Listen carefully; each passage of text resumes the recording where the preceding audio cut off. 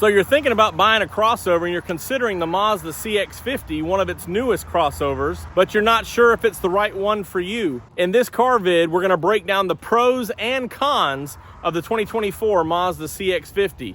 Let's jump in. More car vids. More car vids. The Mazda CX-50 was brought to market in the spring of 2022 as a 2023 model. Of course, we now have the 2024, such as this vehicle here, and the 2025s began arriving at dealerships within the last month. So the question is, when considering a new crossover purchase, whether it be a Mazda or another brand, is the CX-50 the right vehicle for you? Let's jump into the pros. In the compact crossover segment and the Mazda lineup of compact crossovers, the CX-50 is the widest. This gives better handling with this wide stance and a tighter and sporty feel. And also in the interior gives you more shoulder and elbow room, as well as a wider seat than the CX-5 for a more comfortable feel. Pushing those wheels out also gives you better cargo accommodations because there's not a wheel well or bump here. You can also have a 90-degree layout there for coolers or other square to rectangular items. So wider cargo capacity and more functional. And also all turbo trims do have leather seating, which is a unique design for the outdoors, such as this stitch pattern here. And terracotta is available first in the CX-50, but because of the popularity has been brought to other car lines. With the wheels pushed out, it gives these shoulder and hips harsh body lines and a unique look from all other Mazda crossovers. And even these body lines on the hood give it more of a unique look. So this, at first glimpse, doesn't really look like a Mazda. It looks more like its competitor, a recreational Subaru or a RAV4 Adventure, which is exactly the segment it's in. And like those competitors, it's standard with roof rails, and you can add optional crossbars and roof platforms because this is designed to be more recreational friendly.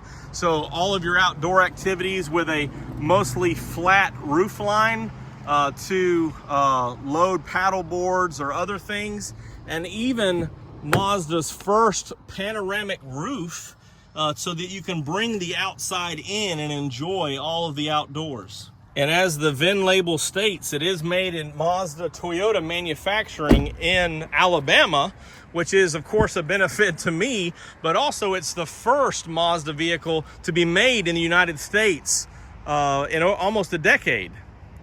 Now let's look at the cons.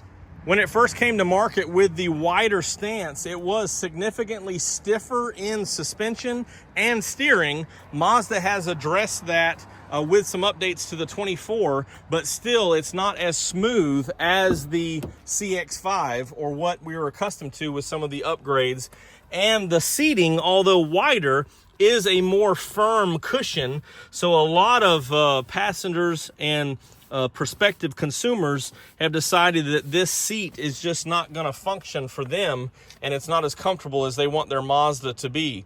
Because it's on the same platform as the Mazda 3 and CX-30, it does have fairly good ground clearance, but overall is a lot lower height than what we're familiar with the CX-5, CX-9, and of course the new CX-90. And I talked about the wonderful terracotta leather. However, this color, two color options, black or terracotta, is only available on the high turbo trims, and every other trim without a turbo only has one interior color, and only one of those actually has leather seating.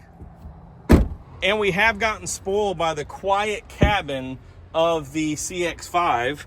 However, this layout here tends to have more road noise come in as it's more open. Yes, that serves well for cargo or for recreation, but it is a little bit more noisy back here.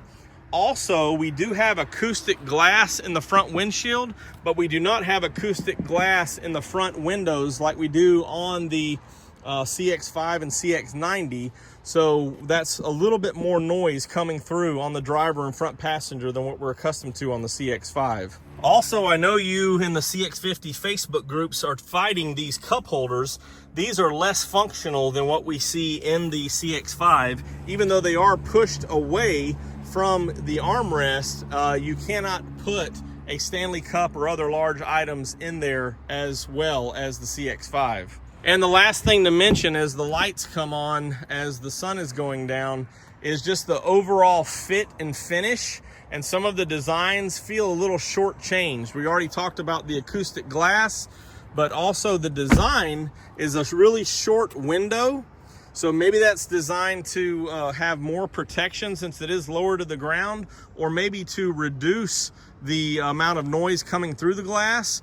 But as you look at these door cards with a very impressive door card here with stitching, and you come to the back and there's none of that. So some of it feels a little short-changed in the overall fit and finish and design. All these things being said, I'm still a fan of the CX-50, and I think that it's something that you should consider, knowing that there are some pros and there are some cons, and it really depends on which side you're on for those things that I've mentioned. If you have any questions or comments on the Mazda CX-50 or any Mazda, you can always drop down below or text me at 334-718-0504. And I always appreciate a subscribe for more Mazda info, updates, and my opinions. And I can't wait to see you, hopefully in your new CX-50, but if not, we still offer the CX-5, CX-30, and CX-90. And they're beautiful Mazdas.